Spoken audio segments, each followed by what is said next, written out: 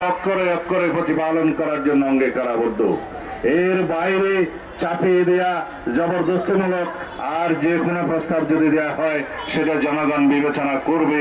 গণভোটের মাধ্যমে একই দিনে জাতীয় সংসদ নির্বাচনের দিনে জনগণের সম্মতি গ্রহণের জন্য যে প্রস্তাব করা হয়েছে সেটাকে আমরা স্বাগত জানিয়েছি, কারণ এটা ব্যয় সাশ্রয়ী।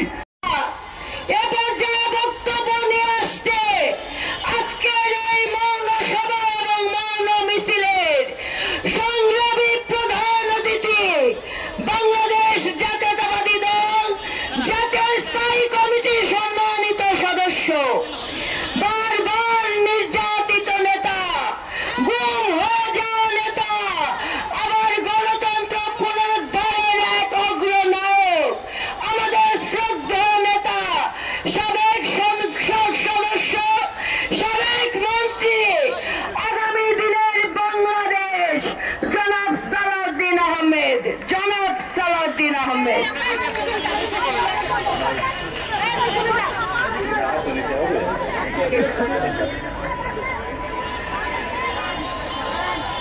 আজকের নারী নির্যাতন এবং নারী অধিকার প্রতিষ্ঠা, নারীদের প্রতিবাদ মৌন মিছিলের সংগ্রামী সভাপতি শ্রদ্ধেয় আপা সেলিমা রহমান, উপস্থিত সকল নেতৃবৃন্দ, ভাই ও বোনেরা, মা বোনেরা, সাংবাদিক বন্ধুগণ, আসসালামু আলাইকুম রহমতুল্লাহ। আজকের এই মৌন মিছিলটি একটি প্রতীকী মৌন মিছিল, প্রতিবাদ মিছিল এবং প্রতিবাদ সভা। এখানে যারা আছেন তারা প্রতিনিধিত্ব করছে 1971 সালে যারা রণাঙ্গনে যুদ্ধ করেছেন, যারা নির্যাতিত হয়েছেন, যারা বীরাঙ্গনা হয়েছেন, তাদের সেই উত্তরসূরিরা। এখানে প্রতিনিধিত্ব করছেন 1979 সালে শহীদ রাষ্ট্রপতি জিয়াউর রহমান নারীদের মর্যাদা দেওয়ার জন্য নারী বিষয়ক মন্ত্রণালয় সৃষ্টির মধ্য দিয়ে যে নারীদের অগ্রযাত্রা শুরু করেছিলেন তাদের উত্তরসূরিরা। এখানে প্রতিনিধিত্ব করছেন 1991 সালে বাংলাদেশে প্রথম প্রধানমন্ত্রী, একজন নারী হিসেবে, নারী প্রধানমন্ত্রী হিসেবে প্রথম এবং খুব সম্ভবত বিশ্বে দ্বিতীয়, মুসলিম বিশ্বে দ্বিতীয়, দেশনেত্রী বেগম খালেদা জিয়ার নেতৃত্বে যারা বিশ্বাস করেছেন, স্বৈরাচার বিরোধী আন্দোলনে যারা সংগ্রাম করেছেন, স্বৈরশাসক সামরিক সরকার ইরশাদের পতন ঘটিয়েছেন, তাদের উত্তরসূরিরা। আজকে এখানে যারা প্রতিনিধিত্ব করছেন তারা জুলাইয়ের সম্মুখ সারির যোদ্ধারা, ভাই ও বোনেরা।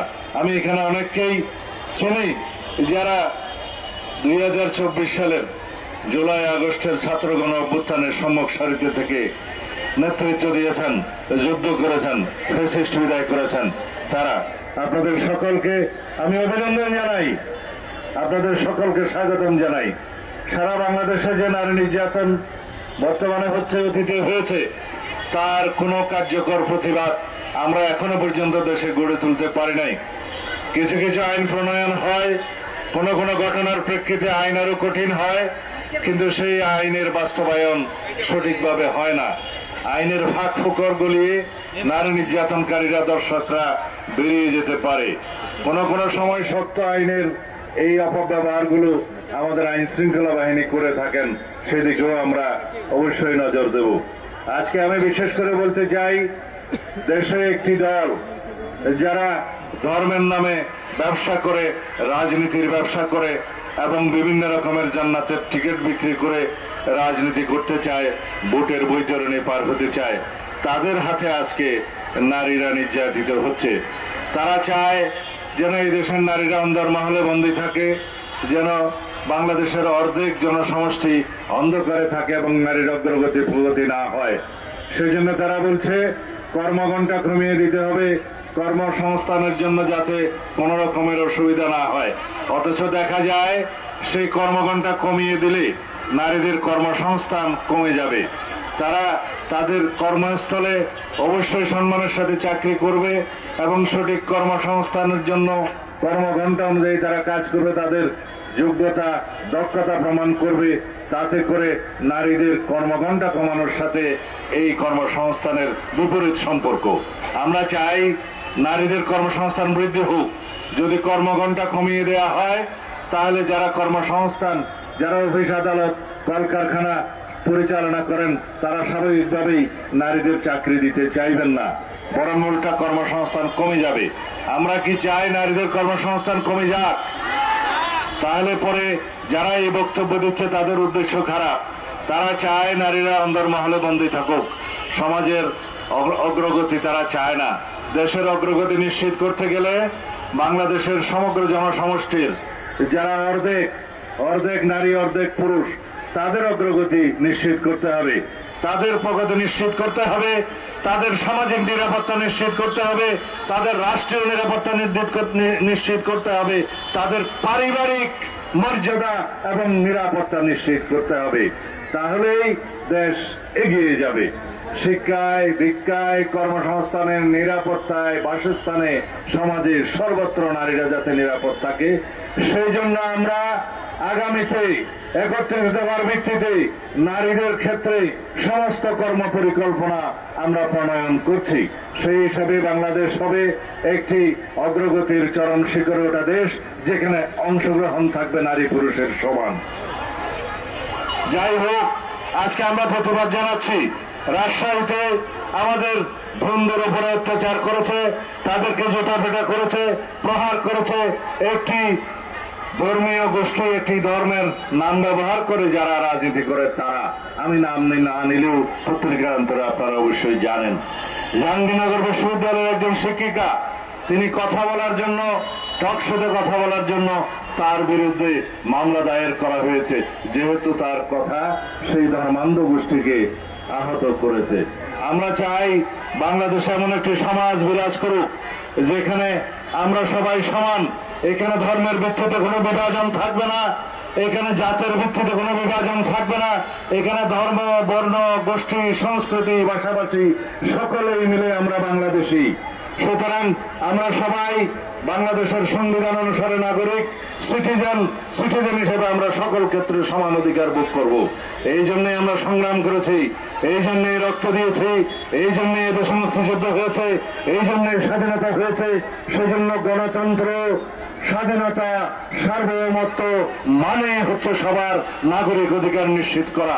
সিটিজেন হিসেবে যেন আমরা সকলেই সমান অধিকার ভোগ করতে পারি। এই ভূখণ্ডের মধ্যে আমরা যারাই বসবাস করি, আমাদের একটাই পরিচয় হবে, আমরা বাংলাদেশের নাগরিক। এখানে কেউ ধর্মীয় পরিচয়ে সংখ্যাগুরু থাকবে না, এখানে কোনো সংস্কৃতির ভিত্তিতে বিভাজন থাকবে না, এখানে কোনো ভাষাভাষী এবং বর্ণের ভিত্তিতে কোনো বিভাজন থাকবে না। সেই বাংলাদেশ প্রতিষ্ঠার জন্যই আমাদের সন্তানেরা রক্ত দিয়েছে, সেই বাংলাদেশ প্রতিষ্ঠার জন্যই জুলাই গণ অভ্যুত্থান সংগঠিত হয়েছে, সেই বাংলাদেশ প্রতিষ্ঠার জন্যই আমাদেরকে অবশ্যই সামনে কাজ করতে হবে। আমরা একটি শক্তিশালী গণতান্ত্রিক রাষ্ট্র নির্মাণ করতে চাই, যে রাষ্ট্রে কোনো বৈষম্য থাকবে না, সাম্যের ভিত্তিতে, ন্যায় বিচারের ভিত্তিতে, সামাজিক ন্যায় বিচারের ভিত্তিতে এবং একটি শক্তিশালী গণতান্ত্রিক অধিকার নিশ্চিত করার জন্য আমরা সেই বাংলাদেশ নির্মাণ করব ইনশাআল্লাহ। আমি আজকে এখানে এই সমাবেশের এই উসিলায় দুটি কথা বলতে চাই। গতকালকে বাংলাদেশে একটি আদেশ জারি করা হয়েছে, রাষ্ট্রপতির আদেশ, এবং একই সাথে জুলাই জাতীয় সনদ সহ সেই আদেশের উপরে গণভোট অনুষ্ঠানের জন্য আহ্বান করা হয়েছে। আমরা আমাদের দলের পক্ষ থেকে বলেছি, জুলাই জাতীয় সনদ যেভাবে স্বাক্ষরিত হয়েছে সেটা আমরা প্রতিপালনে প্রতিশ্রুতিবদ্ধ, অঙ্গীকারাবদ্ধ। জুলাই জাতীয় সনদ যেভাবে রচিত হয়েছে, প্রণীত হয়েছে, স্বাক্ষরিত হয়েছে, সেই জাতীয় সনদ আমরা অক্ষরে অক্ষরে প্রতিপালন করার জন্য অঙ্গীকারাবদ্ধ। এর বাইরে চাপিয়ে দেয়া, জবরদস্তিমূলক আর যে কোনো প্রস্তাব যদি দেওয়া হয় সেটা জনগণ বিবেচনা করবে। গণভোটের মাধ্যমে একই দিনে জাতীয় সংসদ নির্বাচনের দিনে জনগণের সম্মতি গ্রহণের জন্য যে প্রস্তাব করা হয়েছে সেটাকে আমরা স্বাগত জানিয়েছি। কারণ এটা ব্যয় সাশ্রয়ী, এটা সময় সাশ্রয়ী, এটা বিভিন্ন রকমের আয়োজনের সাশ্রয়ী এবং এটা সুবিধাজনক। বেশি ভোটারদের অংশগ্রহণের মধ্য দিয়ে তারা মতামত দিতে পারবে।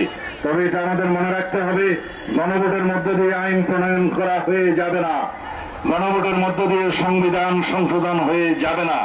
তার জন্য অবশ্যই জাতীয় সংসদ গঠিত হতে হবে। সেই জন্য জাতীয় সংসদ নির্বাচনের পুনরাবৃত্তি করেছেন তিনি 15 ফেব্রুয়ারির প্রথমার্ধে। সেজন্য তাকে আমরা সাধুবাদ জানিয়েছি, কারণ আমরা অতি অবশ্যই আগামী ফেব্রুয়ারির প্রথমার্ধে জাতীয় সংসদ নির্বাচন অনুষ্ঠান হোক, সেটা চাই। এই জাতি চায়, আমরা ভোটাধিকার প্রয়োগ করতে চাই। এই জাতির সমস্ত জনগণ সেই ভোটাধিকার স্বাধীনভাবে উৎসবমুখরভাবে প্রয়োগ করার জন্য উন্মুখ হয়ে আছে।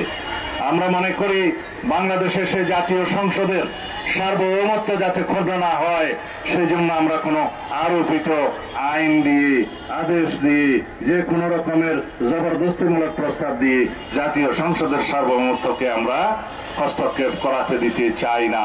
কারণ এটাই বাংলাদেশের একমাত্র সার্বভৌম হাউস, যে সার্বভৌম হাউসে জনগণের প্রতিনিধিত্ব করে, তাদের সার্বভৌম প্রতিনিধিত্ব করে তাদের জাতীয় সংসদ যারা নির্বাচিত হবে তাদের মধ্য দিয়ে।